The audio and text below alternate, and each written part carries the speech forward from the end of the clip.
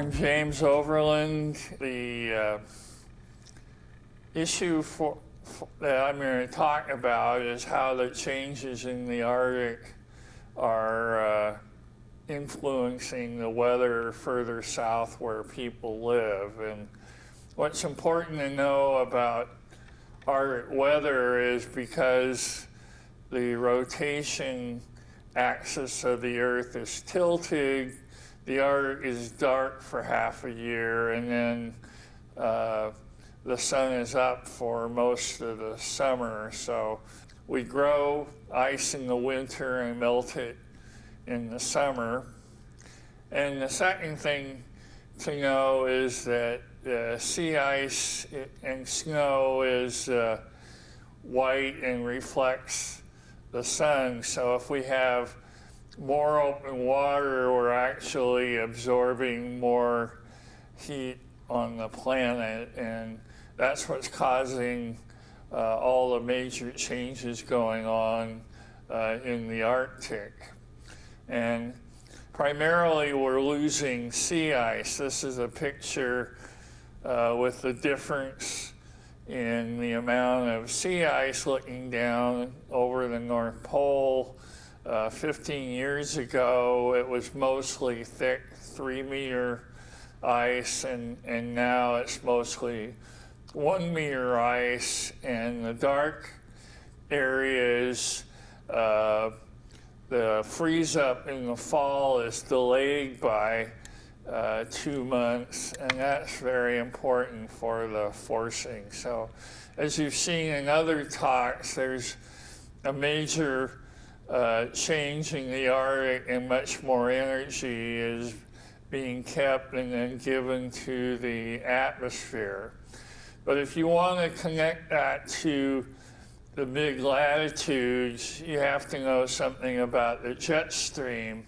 And the jet stream is a band of high-speed winds that circle around the North Pole, and that's shown in these pictures in the white band. And sometimes the band is elliptical shape, and it keeps all the cold air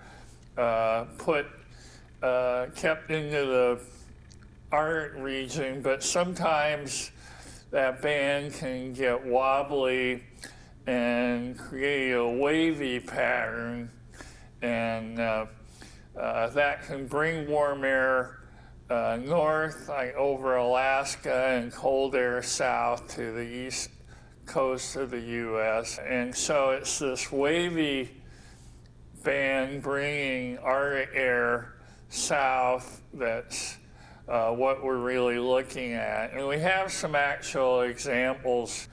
The jet stream is shown in the lower right, and you can see the wavy band that comes up over Alaska and then drops down over the east coast.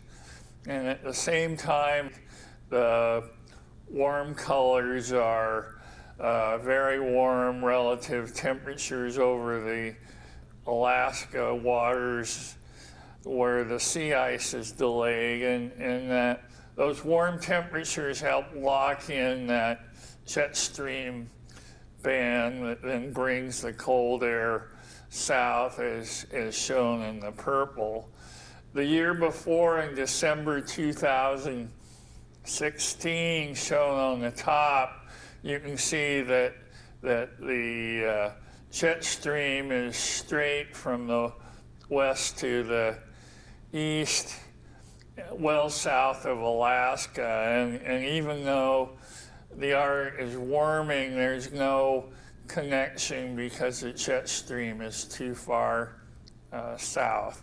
So that's for the northern hemisphere, North America. And if we look over north of Europe and Asia, because of the wavy jet stream, we can have warm, cold patterns, and loss of ice north of Norway can lock in the warm pattern. Because of this warm, cold, warm pattern, we have this paradox where the Arctic can be warm, and that's causing cold temperatures over Asia. So that's what happens in early winter, that we have the jet stream interacting with the delay of freeze up. But in late winter, so the jet stream is connecting to the polar vortex that's higher in the atmosphere, and that normally sits over in the North Pole, but it can move south over Greenland and bring cold air again south over eastern US.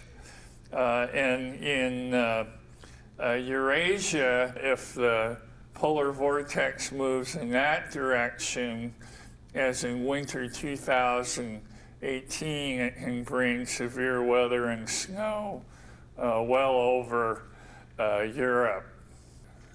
So in summary, the connection between what's going on in the Arctic, the warming every year, does not connect to mid-latitudes every year. It needs the jet stream to be in the wavy pattern. And so it's connected to the Arctic in the fall because of the delay in the fall freeze up, and then in late winter it's connected to the polar vortex moving from the North Pole over the continents.